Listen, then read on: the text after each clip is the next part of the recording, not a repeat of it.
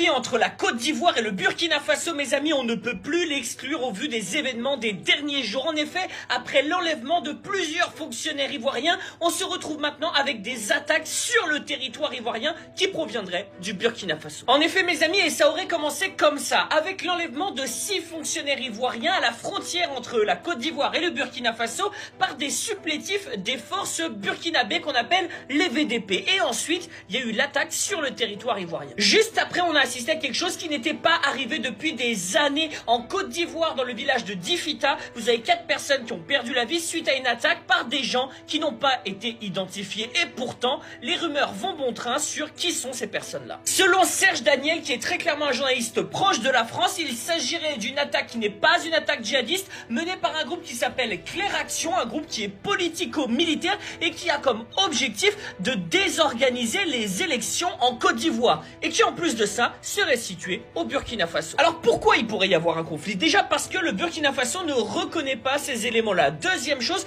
parce que Alassane Ouattara, il doit gagner les élections. Et la meilleure manière d'amener tout le monde derrière lui et de faire l'unité nationale, c'est en ayant un ennemi extérieur. Et l'ennemi idéal, c'est le Burkina Faso. Mais s'attaquer au Burkina Faso, c'est aussi s'attaquer au Mali et au Niger. Et de l'autre côté, eh bien, le Bénin est un pays relativement hostile à l'AES. Donc il pourrait y avoir une alliance de fait avec la Côte d'Ivoire. Bref, extrêmement attention mes amis, parce que la situation est très chaude en Afrique de l'Ouest. Bon courage à ceux qui vont survivre et vive l'Afrique libre et souveraine.